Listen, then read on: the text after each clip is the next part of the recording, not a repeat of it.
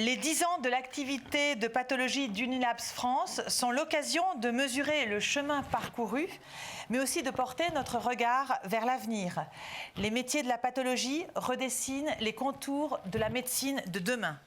Nicolas Ploquin, régional directeur Unilabs France-Espagne Benelux, et le docteur Soufiane Asdad, qui représente la nouvelle génération de pathologistes et est également président d'une start-up de e-santé Algoscope, vont dialoguer à distance au sujet de l'évolution du métier de pathologiste dans les prochaines années.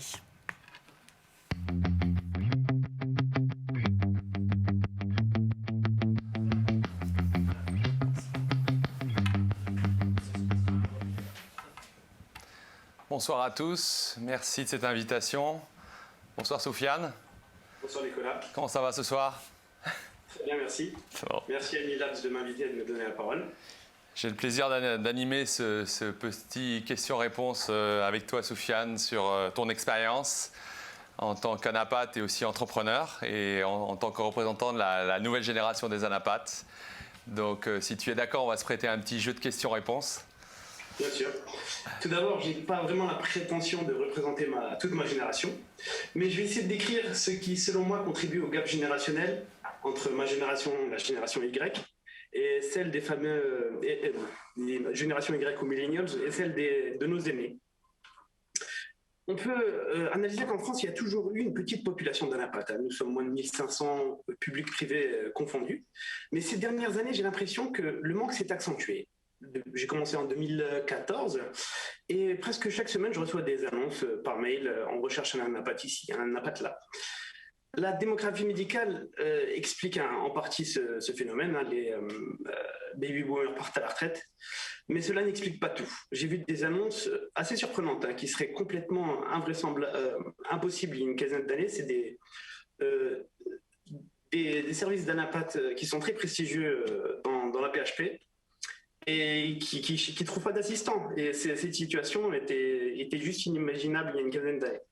Et on aimerait presque envie de dire, qu'est-ce qui se passe avec ces petits jeunes qui ne veulent pas s'installer? Moi, je pense qu'il y a un phénomène derrière qui est assez générationnel, propre à notre génération Y, qui est le fait de faire passer sa vie privée avant sa vie professionnelle. Et cela contraste fortement avec ce qu'il se faisait jusqu'à maintenant. Sur leur métier, en fait, cette nouvelle approche de leur vie personnelle, professionnelle. Jusqu'à maintenant, il y avait un dogme qui était assez préétabli, c'était le médecin a des responsabilités, il y a des patients derrière. Donc il doit venir au boulot, qu'il pleuve, qu'il neige ou qu'il vente, même avec 39 de fièvre, ou même si mentalement ça ne va pas. Et ce dogme ne s'applique plus trop à ma génération. D'accord, d'accord. Et aujourd'hui, tu parles beaucoup des réseaux sociaux, par exemple. À ton avis, comment les réseaux sociaux influence aujourd'hui le métier des anapathes? Est-ce que ça influence aussi les relations professionnelles, médecins, patients? Est-ce que tu peux nous parler un peu de ta vision des réseaux sociaux aujourd'hui? Très bonne question Nicolas. Donc pendant longtemps les anapathes étaient des médecins de l'ombre, cantonnés à leur microscope au sein de leur laboratoire. Traditionnellement, c'était un peu l'image que les gens avaient de nous. Mais cette position aussi humble que louable, elle n'a pas toujours été véridique. De tout temps, en fait, même si vous pouvez voir sur la diapo, des pionniers, en fait. Dès le début de notre spécialité, dès le début du XXe siècle, des grands noms d'anapathes sont sortis de leur laboratoire, se sont retroussés les manches, et ils ont pris on va dire, des innovations technologiques de leur époque, qui étaient l'évolution de la chimie, à bras-le-corps pour développer des colorations qu'on utilise encore tous les jours et mettre, on va dire, cette innovation au service de notre spécialité. On voit des grands noms et leur, on va dire, leur innovation nous sert encore tous les jours. Et à l'image de ces pionniers, aujourd'hui, il y a des confrères qui sortent de leur labo pour prendre à bras-le-corps les réseaux sociaux, l'intelligence artificielle et d'autres innovations à des fins d'enseignement, pour la collaboration scientifique et pour le rapport aux patients. Donc, citons deux superstars que vous pouvez voir dans la diapo suivante. Aux États-Unis, c'est le docteur Jared Gardner et Kamran Mirza qui sont vraiment très connus et ils n'ont pas fait spécialement de publications scientifiques ou ils n'étaient pas spécialement dans des grands centres, mais ils ont dès 2012 pris à bras-le-corps Twitter et YouTube et ils se sont hissés à la tête de la power list du magazine The Pathologist et tout ça uniquement en gérant les réseaux sociaux. Citons aussi des live YouTube qui sont faits par une podcast qui permettent de faire matcher des pontes du Collège américain de pathologistes avec des internes du monde entier. C'est vraiment formidable. J'en ai vu beaucoup pendant le confinement. Et il y a même certains anapathes influenceurs qui font des choses qui pourraient nous paraître limite à nous Français, qui est de faire des lives directement avec des patients. Avec des patients. Et d'expliquer leur compte rendu anapathe, de critiquer des comptes rendus de confrères. Mais c'est intéressant dans le sens où ça remet l'anapathe au centre de la relation médecin-patient et ça permet aux patients de mieux comprendre leur maladie. D'accord. Tu parles beaucoup des anapathes anglo-saxons et quid des anapathes français? Parle-nous de ça. Bonne question également. Comme au début du XXe siècle, on pouvait voir sur ma diapo qu'il y avait une majorité d'Allemands parmi les pathologistes qui ont fait des colorations. Aujourd'hui, on voit une majorité d'Américains dans les réseaux, mais la France n'est pas en reste. D'accord. Je connais personnellement un ami et confrère qui s'appelle Dr Isa, qui est influenceur sur les réseaux sociaux. Je le suis aussi. Il y a plusieurs millions de followers sur les différents réseaux type TikTok, Instagram, et maintenant il commande sur YouTube.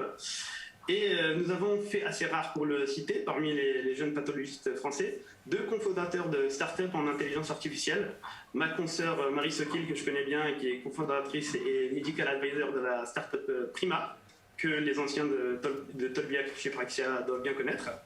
Et moi-même, qui suis cofondateur et président de la start-up Algoscope. Mais à votre avis, entre ces 3 personnes, Dr Isa, Marie Sokil et moi, quel est le lien, à votre avis, Nicolas? C'est une bonne colle. Je te laisse nous dire ça. Quel est le on point a tous commun? fait médecine à Amiens, en fait. Ah ouais, incroyable. Donc, est-ce que les grands esprits rencontrent à Amiens? Est-ce qu'il y a un génie picard particulier? Je l'ignore, mais les faits sont là. Donc, si le Côte Vallée, c'est over, maintenant tout le monde a bien, c'est ça? Effectivement. Alors, tu es aussi entrepreneur, comme tu le disais. Est-ce que tu peux nous en dire un peu plus aussi de cette passion pour l'entrepreneuriat et de ce que tu fais justement dans le domaine? Effectivement, l'entrepreneuriat pour moi, elle découle d'une quête de sens. Je suis quelqu'un de curieux qui touche à tout. D'ailleurs, je me suis cramé le doigt avec le corps de chauffe de notre imprimante 3D. Et je suis avant tout quelqu'un de serviable. J'ai compris qu'en étant un bon anapathe, je rendrais service à un nombre limité de patients. Mais à combien de patients je pourrais rendre service si j'aiderais mes confrères à être meilleurs en leur simplifiant la vie? Un impact beaucoup plus grand. Tout à l'heure, dans les anapathes chimistes que j'ai montré tout à l'heure, il y a un grand absent que j'ai envie de citer, c'est Georgios Papanicolaou, qui a inventé non pas simplement une coloration, mais aussi un test, le frottis cervico-utérin. En anglais, on dit PAP test. Et il a tout simplement sauvé des millions de personnes. Alors, pour parler d'impact, j'ai pas du tout la prétention de marcher sur ses pas, mais je pense avoir trouvé ma place dans le monde à travers cette quête de sens. Donc, je suis président et cofondateur d'Algoscope, une startup medtech. On est 3. Je suis médecin pathologiste, associé avec un médecin biologiste et un ingénieur en informatique. La valeur de l'entreprise réside dans l'aide qu'on veut apporter à la médecine de laboratoire pour nos confrères, pathologistes et biologistes, à travers des inventions matérielles, des solutions logicielles centrées autour de l'intelligence artificielle. Donc, à quoi sommes-nous utiles? Tout simplement simplifier la vie de nos confrères en automatisant des tâches rébarbatives et qui peuvent l'être tout simplement, en récupérant et en valorisant de la data qui est habituellement perdue et en développant des algorithmes dessus. Durant mon internat, j'ai vécu des situations assez frustrantes devant le gap entre les logiciels qu'on avait au labo et ce qui se faisait ailleurs. Et donc, j'ai tout de suite compris qu'il y avait quelque chose à faire. J'ai commencé par ma thèse. J'ai fait ma thèse sur l'intelligence artificielle et le deep learning appliqué à l'interprétation du frottis. Et j'ai vite compris que pour faire avancer la recherche et le développement comme je l'entendais, il fallait que je prenne la voie de l'entrepreneuriat. C'est ce qu'on fait avec l'aventure Algoscope. C'est génial, félicitations Soufiane. Et donc, le docteur Puterman, un peu plus tôt, parlait du digital. Tu en parles. Pour toi, c'est quoi l'apport majeur du digital dans le métier de la napathe? Je ne prétends pas lire dans le mar de café. Je ne pourrais pas vous dire exactement qu'est-ce qui va se passer. Mais si on devrait utiliser un seul mot pour décrire le futur de la pathologie, c'est le mot passionnant. Parce que les perspectives offertes par la pathologie digitale, l'intelligence artificielle sont énormes et vont sans nul doute transformer le métier d'une manière, entre le métier que j'ai connu en début de ma formation et la fin de ma carrière, ça ne sera plus le même. Et ça, c'est magnifique, ça va se faire pour le meilleur, autant sur la fiabilité des diagnostics, la reproductibilité, la traçabilité. C'est quelque chose qui était difficile, hein, l'interopérabilité entre un napathe, c'est subjectif. Ainsi que la qualité de travail. On pourra finalement faire du télétravail nous aussi avec la télépathologie. Que ce soit pour le gain de temps médical ou les demandes d'avis auprès des experts comme faisait le docteur Puterman. Mais malheureusement, ça peut aussi se faire pour le pire, dans le sens où il ne faut pas oublier le respect des données patients. Mais surtout, les algorithmes vont devenir très bons et il faudra faire attention à la confiance aveugle qu'on pourrait leur accorder. Je vais citer deux anecdotes. La première, c'est une publication de Stanford, en partenariat avec Google, qu'ils ont publié dans Nature. Ils ont même fait la une, très gros papier, un résultat magnifique, plus de 99% d'exactitude, un matériel et méthode béton, et faire la une du magazine Nature, que demande le peuple? Et le titre, c'était Legend Learned. Les gens se sont dit, ça y est, l'IA fait déjà mieux que des équipes de dermatos de plus de 20 ans d'expérience. Le hic, c'est que ces algos, malgré leurs bons résultats, étaient biaisés. Ils avaient appris à reconnaître en fait les mélanomes parce qu'il y avait souvent sur les photos des petites échelles en bas à droite. Et ce phénomène s'appelle l'overfitting, en fait, à prendre sur des mauvaises variables. Ça voudrait dire qu'on utiliserait ces algos qui étaient bien, on va dire, prouvés par l'étude, qui étaient bons. Face à des images de routine, ils auraient fait des bêtises. Et pour citer une autre anecdote qui est à peu près similaire, tout à l'heure, le professeur Penelorca avait cité l'aviation en métaphore, et c'était très bien. Il y aura toujours besoin d'un pilote dans l'avion, donc on ne sera jamais remplacé par l'IA.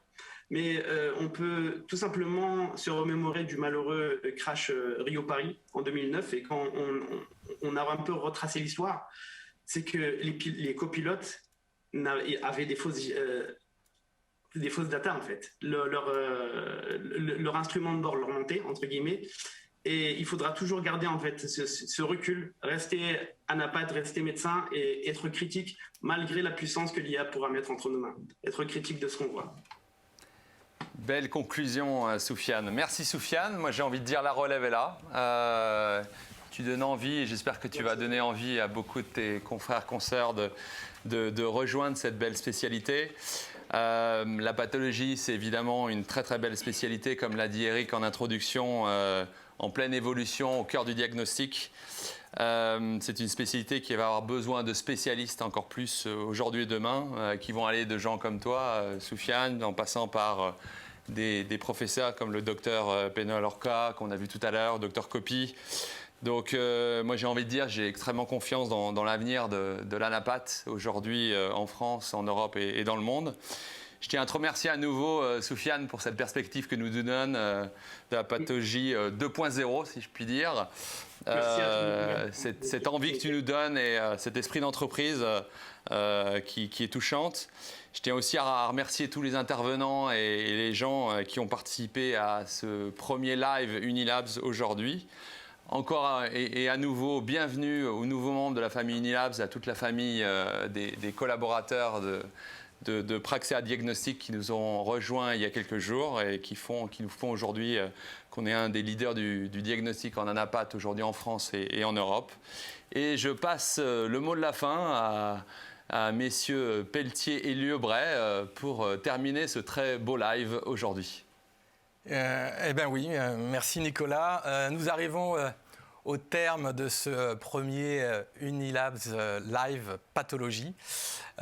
Au vu de toutes ces présentations, tous ces échanges, y compris ces échanges avec l'international, je crois que c'est intéressant de voir les ouvertures que portent des pratiques différentes dans différents pays. Et cette dernière intervention qui m'a vraiment impressionné avec Soufiane qui représente les nouvelles générations. On a parlé aussi des data. Peut-être que le big data sera un jour un des sujets que nous aborderons dans ces lives.